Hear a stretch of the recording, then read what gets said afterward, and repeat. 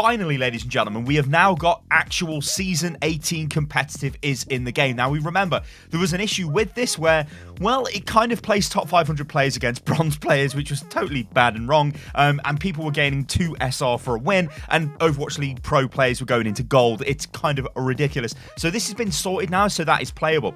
But also, this is now a thing. This is quick play role select, and I want to discuss this a little bit in this video, but also we've got other news to cover, namely a Nintendo Direct, which is going to happen tonight, I believe, ladies and gentlemen, which could point towards some Overwatch announcements. Okay, so yeah, this is quick play. This is quick play role select, but there's something else I want to show you guys before we do that, and it's in the arcade. This is quick play classic. This is the original classic mode.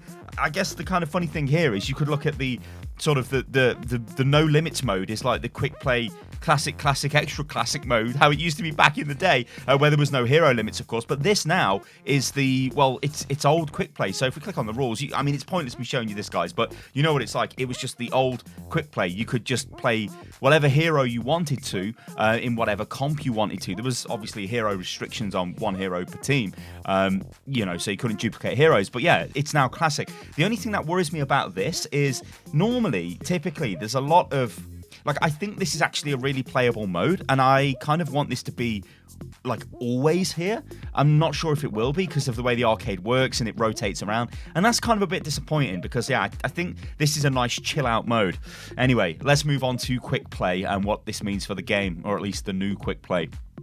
Okay, so first things first, quick play, it's the same as competitive, where you can select a role and earn a loot box. So let's say, all right, I'm going to select support. It's under a 2-minute queue. Of course, the queue times are going to be much faster in this than they are in competitive, although this still does have an MMR value. You don't have SR for this, but MMR is your hidden rating, your matchmaking rating, your matchmaking rank, whatever you would like to call it. It's essentially MMR. We will get this through playing in quick play, but the game already kind of knows where we should be in quick play anyway, although I don't really generally play too much quick play. Now, there's a bunch of things going on with this. You can see, look, it finds games really quick. Now, one of the major advantages here is, what should we play? I'll tell you what, I've been enjoying a lot of Batiste recently. But basically, the thing with this is, because it's structured, right, it gives you the chance to test out heroes and to actually learn in a non-competitive environment. And this has never been possible before.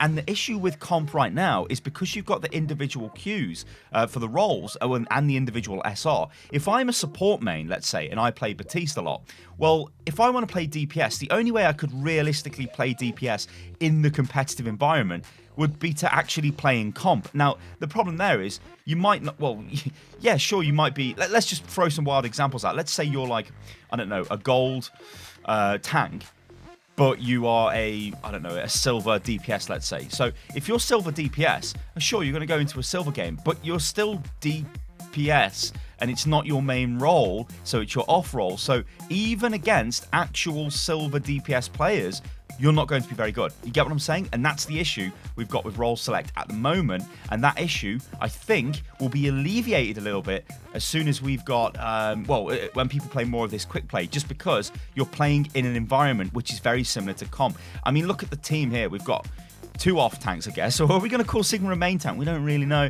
He's a main off tank, whatever. We've got 2 DPS and we've got 2 supports. So there's a team comp. I don't know what our team are doing down here, but, you know, tell you what, I have one of them dudes. Let's go join them. So this isn't exactly, let's say, standard. But whatever. We're cool. We're cool. We'll take it. In fact, you know what? We're going to get on the high ground up here. Can he make it? Oh, he can. Oh, yes. Look at these fat heels. Fat heels. But even so, it's more structured. This is the point I'm trying to make, guys. It's just way more structured. So, oh, that's a fail. No more. No. So the benefits of this are huge. Of course, there are negatives. And I think we should probably talk about the negatives as well. Now, I mean, you can't just go out and have a chill time because Quick Play Classic isn't a thing anymore. I'm dead. Well, it is a thing anymore. I was trying to talk while dying, ladies and gentlemen. It is a thing, but it probably won't be available in the arcade all the time. So you won't be able to go ahead and have those crazy comps with your friends really anymore, where you could say, hey, let's just all play DPS in quick play. You know, which was a fun thing to do. I'm not going to lie. It was a fun thing to do. And there's loads of people that did random stuff like that. And now you kind of can't do that as much, right? This is why I sort of, you know, are you going to contest that, my friend? I'm not going to test that. Actually, I'm just going to die. You're dead. Oh, get out of it, whatever. But yeah, you've got structure, right? This is the point of this part of the video with quick play. There is structure. You can play heroes in the same team comps. Okay, it might be slightly whack. You might get, not the ideal. I mean, like, so this tank. If you look at this team, right, this isn't ideal, right? We've got 2 main supports, we've got 2 dive tanks, and we've got 2 hit scan. It's not really ideal, right? We can't really support the 2 dive tanks very well because they're going to be kind of out on a limb, and that's going to be difficult for them.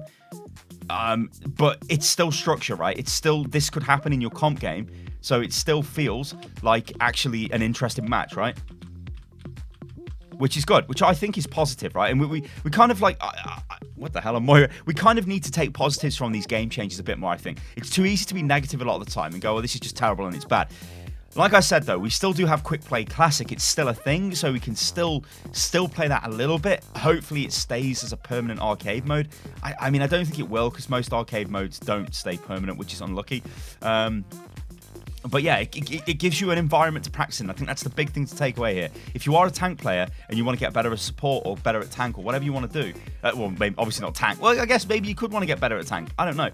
There's also random play. Well, not random. This isn't random. I think I fall into this category. But players who like to play heroes based on the map that they're on.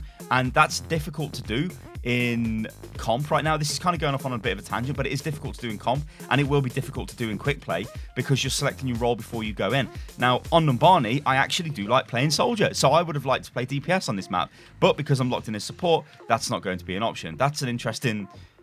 one of them. That's an interesting one of them. Maybe that's not... Oh, you know what? We're standing on the front line, getting absolutely destroyed. Yeah, we're dead. Okay, let's move on to the Nintendo Direct stuff, guys, because this is funky. Remember the massive leak we had? This was the Amazon listing of the official licensed Blizzard and Nintendo Switch case, which pretty much confirms we're going to get an Overwatch version on Switch. Now, we still don't know if this is just going to be straight up Overwatch on Switch, maybe a new Overwatch game. I think if it's a new Overwatch game, that's probably pushing the boat out a little bit too much. It's probably just going to be a console port of the game, or a port to that console. Remember, there's a lot of companies out there that have done this before. Bethesda have done it with a lot of their FPS games, so there's precedent for it. So yeah, probably Overwatch on the Nintendo Switch. But here's where the plot kind of thickens, right? It's Tuesday, it's an update day, or it was yesterday, and nothing really happened. Now, what's going on? What's happening, Blizzard? There was no announcement. We've not actually had any dev update for a very long time. So what's going on? Well, check this out. This is a tweet from me, and, well, leaked Nintendo Switch case on Amazon, tick. Nintendo Direct tomorrow, tick. Tracer or D.Va in Smash? Leaks say D.Va, but surely it's got to be Tracer. And there you go, there's the announcement from Nintendo. So yesterday, they announced what is a pretty late Nintendo Direct, actually. So this is going out today or tonight. At 3 p.m. Pacific time, which is fairly late, but this is probably going to include information on the Switch version of Overwatch, and it could include info on a Smash fighter. Now, as was pointed out, there is actually, there's already been a leak. I think it's an SNK character who's going to be one of the Smash fighters, but I think there's 2. Or apparently people have been, there's a lot of discussion saying there's probably going to be 2 fighters. Now, if that's true, who's the other fighter? What's going on there? And this is a 40-minute Nintendo Direct. That's a pretty long one. So they've got a lot of stuff to discuss here. This could be big, guys. It could be big. What I want to know in the comments below is, would you play Overwatch on Switch? Like, when I'm thinking about it, yeah, Overwatch will probably run okay on Switch, but I've got some issues with, like, playing the game over Wi-Fi. Like, surely that's going to cause some, well, like, connection problems. Like, can you imagine if you're, like, in a match and you're playing against somebody who's, like, on a train with some crappy Wi-Fi and they're lagging out all over the place? I don't know. I really don't know. But again, I guess the age-old response to that is, well, everyone's kind of in the same boat in a way, especially with the hardware. So whatever speed the game runs at, whatever FPS, everybody's going to have to sort of do that. I guess you could make the joke like I did as well and say, well, actually, it'll probably be more playable on the Switch because there'll be less crazy particle effects. Anyway, ladies and gentlemen, let me know what you think about this video in the comments below. I've been Solo, so this is Unit Lost. Remember, stay tuned for more news tonight, especially after this Nintendo Direct. And surely we should be getting a dev update at some point. Surely. I don't know. Ladies and gentlemen, I'll catch you lovely lot on the next one. Toodaloo.